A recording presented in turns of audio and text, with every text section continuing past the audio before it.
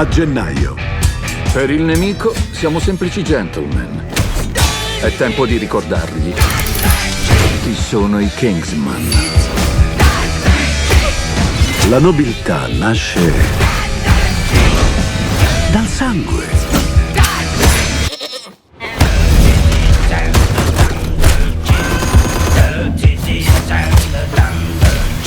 Voi uomini la fate tanto complicata. Hi, Rafe, and hi, Harry. I'm Hi there. Lucrezia. I came Lucrezia, from hello. Italy, Rome. Nice to meet you. Hi, good to see you too. Let's start with Rafe. In this movie, we see Orlando Oxford abandoning the war because too many people have been killed. Today, people are being hurt by prejudice, by missed rights, yet the perpetrators have no qualms of conscience like you do. What do you think about it? I think the upfront answer is I think we don't have enough women and men who have. We have so many politicians playing to the populist cause, and I think we don't. The men that I mean, these Matthew believes in these sort of heroic, almost romantic figures who have a kind of an unselfish dedication to integrity and justice, and we don't. We have a dearth of those people around us, leading us, so I think we live in troubled times. You know, I mean, I don't want to go into serious political. This is not the point of this, but but I mean, look, Matthew. I think the fragility of the world is as it was in early 20th century. I think we have our early 21st century fragility between nations, and so we're on a knife edge. And you know, this film centers around the First World War, which came about because of the vanity and the sense of entitlement between imperial powers. It need not have happened at all. Everyone standing on their misguided sense of honor and duty and nationalistic pride, which is one of the most, I would argue, one of the most potentially poisonous energies to run through any peoples. And we have that very present now. And so, you know, but you know, we go to our heroes in cinema because they can give us some kind of cathartic reassurance somehow. Now, a question for both.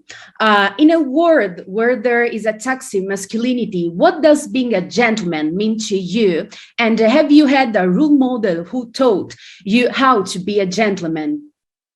Well, I think, you know, what's interesting about the World War One is that everyone was being defined by their, you know, bravery at a time where if you didn't go off and fight for a cause that you didn't necessarily understand, you were labelled a coward. So I think times have certainly changed, and I think we're in an interesting time where sort of values and conversations are shifting, and the pressure to be a sort of strong male, unwavering male is changing a bit.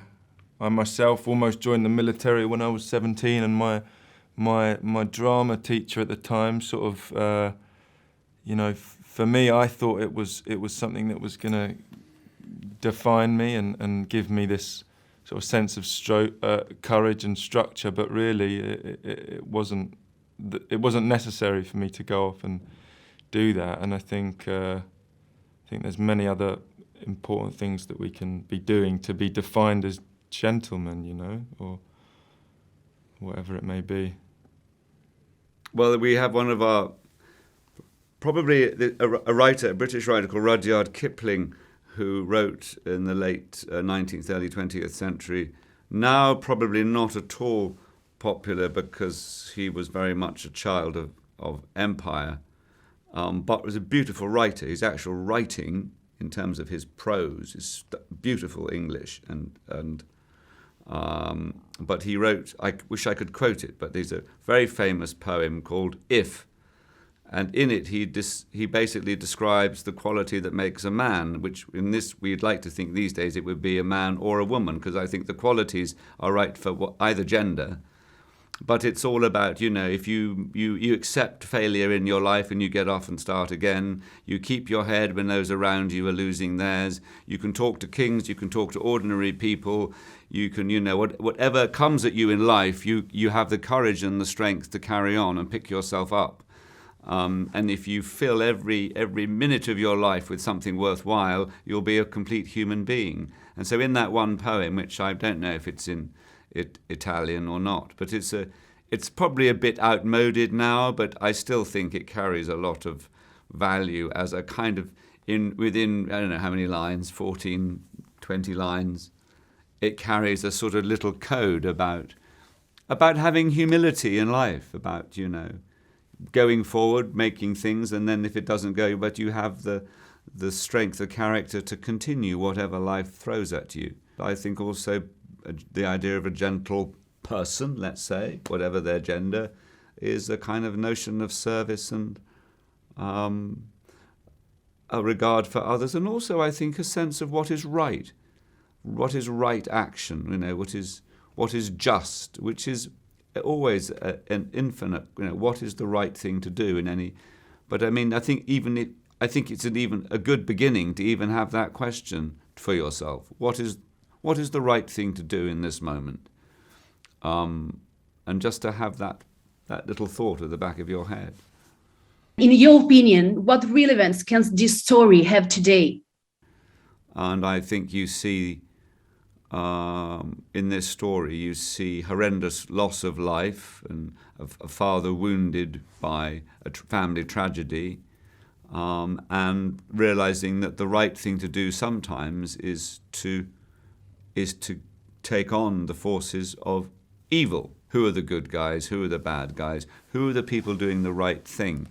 And so the ingredients of this story, even though it's set in a historical period, I think it's still relevant for us today. We have to ask ourselves, what is the right thing? What is the right thing when migrants come ashore in our country? These are other human beings. So what is the right thing to do? Is it to push them back out into the sea where they may drown? Or is it to take them and find a humane way to help them? But these are all tough, and it challenges our sense of space and territory, but what is the right thing to do? And so this question is at the heart of this film, and that is what makes it relevant. Rafe and Harris, thank you for your time. It was a pleasure talking to you. Thank you. Good to meet you, Lucrezia. Ciao. Bye.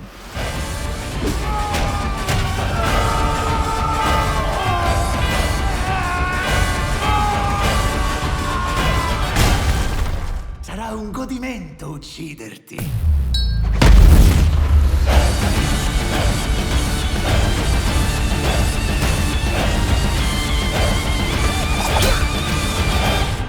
Vedremo.